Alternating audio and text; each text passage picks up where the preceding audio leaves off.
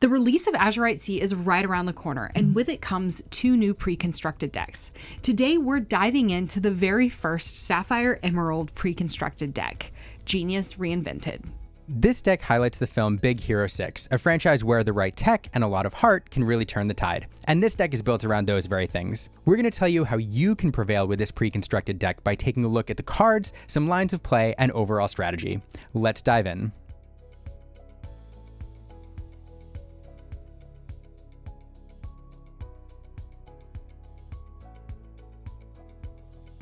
The Sapphire Emerald pre-constructed deck is the first one we've seen in these colors. This deck features 26 brand new cards from Azurite Sea and 4 familiar cards from Shimmering Skies. And it's built around the Big Hero 6 franchise. This deck features a relatively low cost curve and a relatively high inkable to non-inkable ratio, with only 5 cards in this deck being not inkable. Let's take a look at the cards one by one, starting with the characters. Starting off with 1-cost characters, you have 3 options. First is 3 copies of Yokai, Professor Callahan. Yokai is a 2 strength, 2 willpower with 1 lore vanilla card with the keyword Inventor, which is an important keyword to remember in this deck. Getting him on the board early will help you set up some great Inventor synergy later in the game. The next card is 3 copies of Fred, Mascot by Day. Now, Fred is a 1 strength, 1 willpower card with 1 lore, and he has an ability which says, whenever he's challenged, you gain 2 lore. Now, I need to talk about this card for a second, because in these pre-constructed games, you can think about him as basically representing 3 lore once he's played.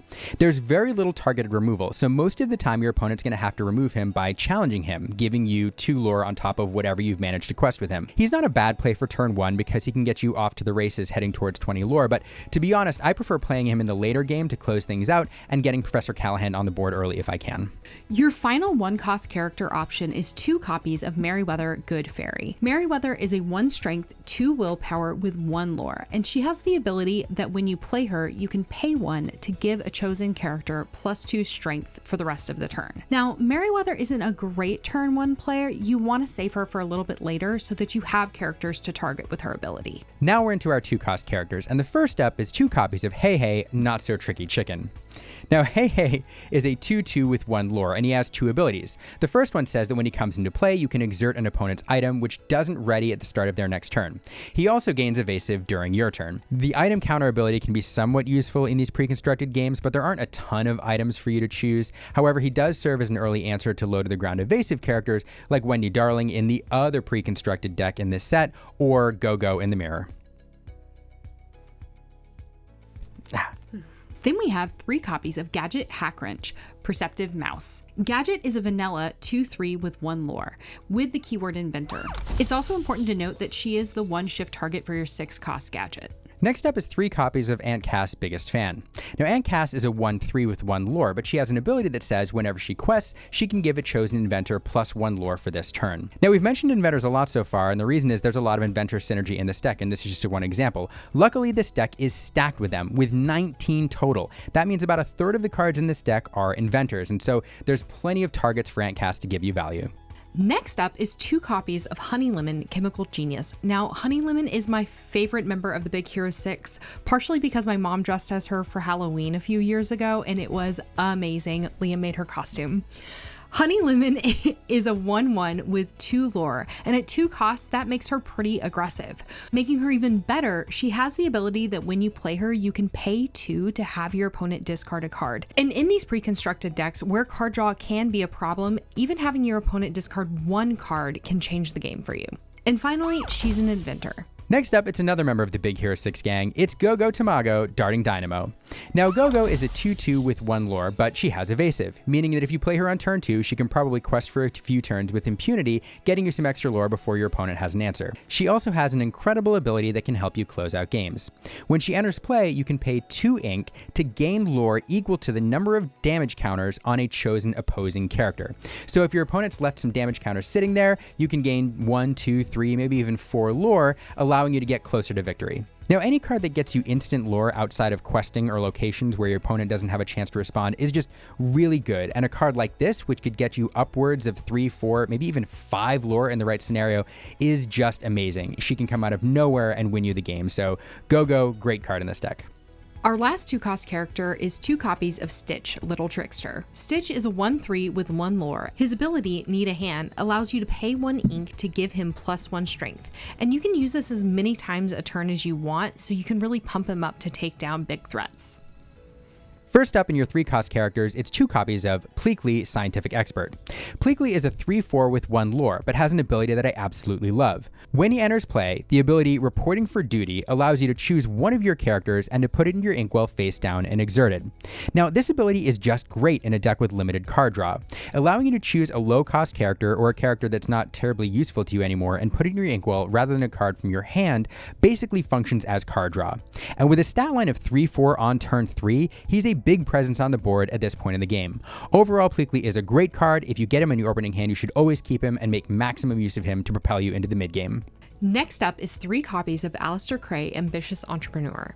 Alistair Cray is a 2/4 with 1 lore. Alistair has the ability An Eye for Tech, which means when he enters play, if your opponent has an item in play, you can gain 1 lore. He also has the keyword Inventor. Next up, it's 2 copies of Hiro Hamada, Robotics Prodigy. Now, Hiro is a 0/3 with 1 lore, but he has an interesting ability. Sweet Tech allows you to pay 2 ink and exert Hiro to search your deck for a robot or an item and place it on top of your deck. So it doesn't give you any card advantage, but it does allow you to set up your next draw. Now here, it's really important to mention that there's only 5 targets for Hiro in this deck. For robots, you have Baymax and Ben, who we'll talk about later. And for items, you have the Emerald Chromicon, Baymax's Chip, and Megabot. Now, if you're going to play this deck in a tournament and you have the opportunity, it's really important that you remember what your valid targets are for this ability, because the last thing you want to do is to spend ink using it, only to realize that you'd rather be drawing towards something else. But seriously, Emerald Chromicon is really good. Next up is 1 copy of Baymax, Personal Healthcare Companion. Baymax is a 0/4 with 2 lore, which is just like so cute because it's like he can't really like hurt anybody, which is just so on theme for him. He has 2 abilities. The first is Fully Charged, which reduces his costs by 1 if you have an inventor already in play. And the second is You Said Ow, which is so cute, and it allows you to pay 2 ink to remove a damage from a chosen character. Now, this card shows how getting an early inventor on the board can really help you out, because getting an 0/4 with 2 lore on the board on turn 2 is just really good.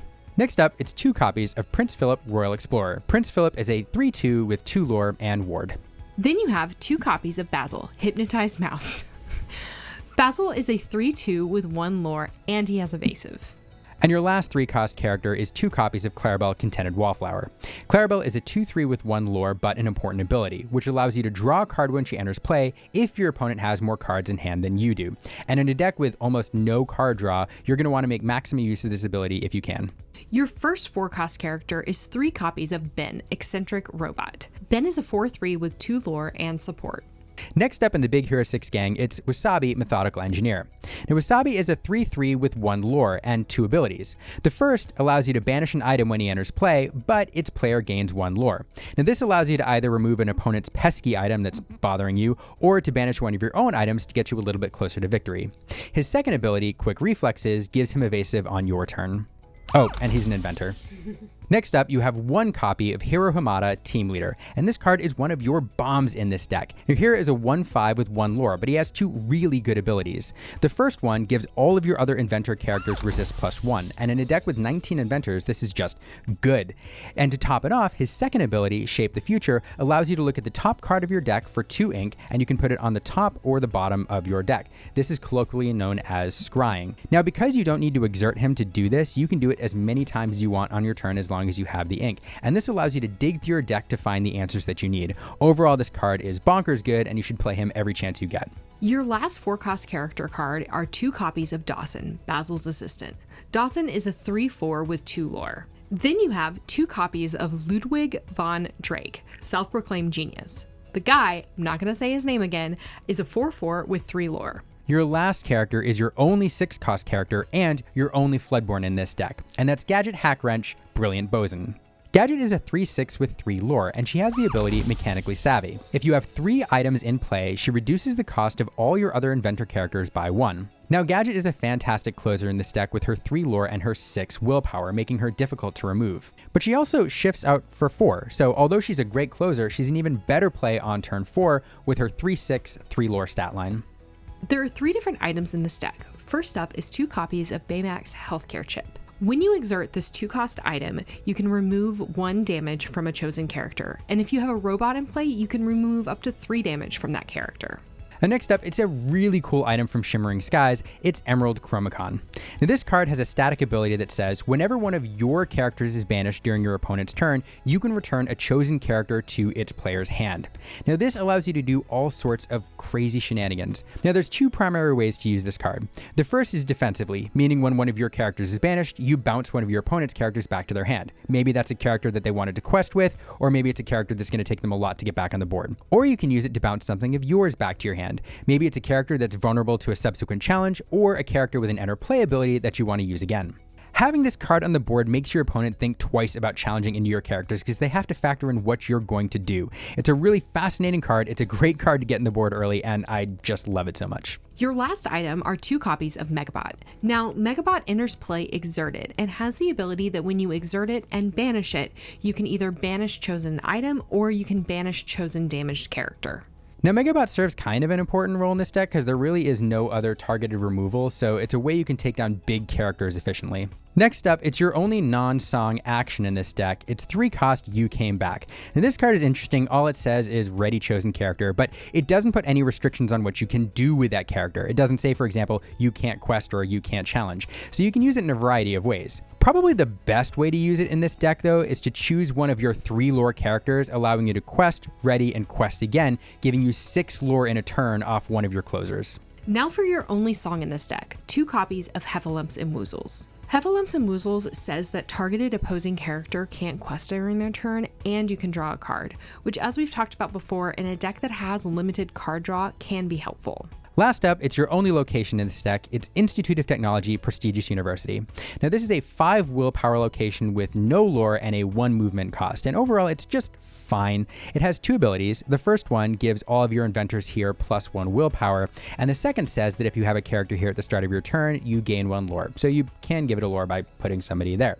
Now, the thing about it is, if you're relying on that extra willpower to keep your inventor characters there alive due to the damage they have on them, removing that location means that they get banished immediately. So overall, it's a fine card. It can do a little bit of work, but with 5 willpower, it does go down kind of easily. Now let's quickly talk about inking with this deck.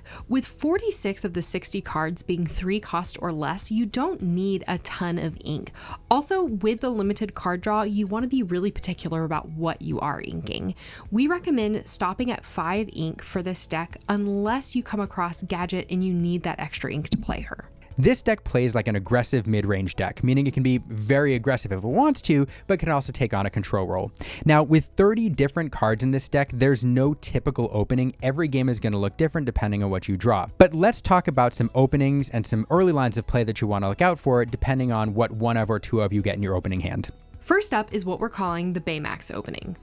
Play Yokai on turn 1. His inventor tag allows you to play Baymax turn 2. With 4 willpower, he's likely to stick around for several turns, questing for 2 each turn, especially if you can get his healthcare chip on the board to help keep him up. Once your opponent has a character on the board that can threaten him, you can keep him ready, providing healing to your other characters as necessary. Next, it's the Pleakley ramp opening. If you have Pleakley in your opening hand, your goal is to keep a cheap, expendable character on the board until turn 3, ideally Merryweather or Yokai. Turning that character into ink when Pleakley enters the board will allow you to play a 5-cost character on turn 4. Ludwig von Drake or Goofy with their 3 lore is ideal. If you're doing the math, you can also pair this with the Baymax opening, playing Yokai on turn 1, Baymax on turn 2, and Pleakley on turn 3, turning Yokai into ink, and then a 5-cost card on turn 4. You can see how things can get out of hand rather quickly. Next up is the Gadget Shift opening. Shifting isn't always the best move in Lorcana, as you have to sacrifice a character on the board. That being said, in a pre-constructed game, getting a 3/6 with 3 lore on the board in turn 4 is fantastic, especially if you can get Gadget's ability online. If you have Gadget in your opening hand and her shift target, consider keeping them and rushing her out. Finally, it's the Hiro Hamada opening. Hiro Hamada, Team Leader, is one of the best cards in this deck. To make maximum use of his ability, you'll want to fill the board with inventors during your first 3 turns. For example, turn 1 Yokai, turn 2 Gadget, turn 3 Alistair Cray, turn 4 Hiro Hamada. This leaves you with a 2/2, 2/3, and 2/4 on the board, all with resist 1, making them very tricky to remove. Oh, and lastly, I want to mention Emerald Chromacon. Look, there's no opening here other than to say this item is bonkers if you can get it on the board, so if you draw it in your opening hand, keep it and get it on the board as soon as possible. Now that we've talked about your openings, let's talk mulligans. And to do that, we're going to talk about 3 main points. The first one being combos. With the openings that we've mentioned, if you manage to find a Baymax, a Pleakley, a 4-cost hero, or a Floodborn gadget, consider altering your hand to find the other cards that you need for that opening. Second, ensure you have a smooth curve, allowing you to play a card on each turn, making maximum use of your ink. And 3 uninkables. Now, there are only 5 uninkable cards in this deck, so you're very unlikely to brick. The general rule for us is keep an Emerald Chromacon if you have one, everything else send away, and hope that you draw into it later. Overall, you can play this deck one of 2 ways. First, you could play it aggressively as the beatdown, trying to get to 12 to 14 lore in the early to mid game. Then you'll stabilize, gaining 1 to 2 lore per turn, and then hopefully close out with one of your instant lore characters like Go-Go, Aleister Cray, or Wasabi.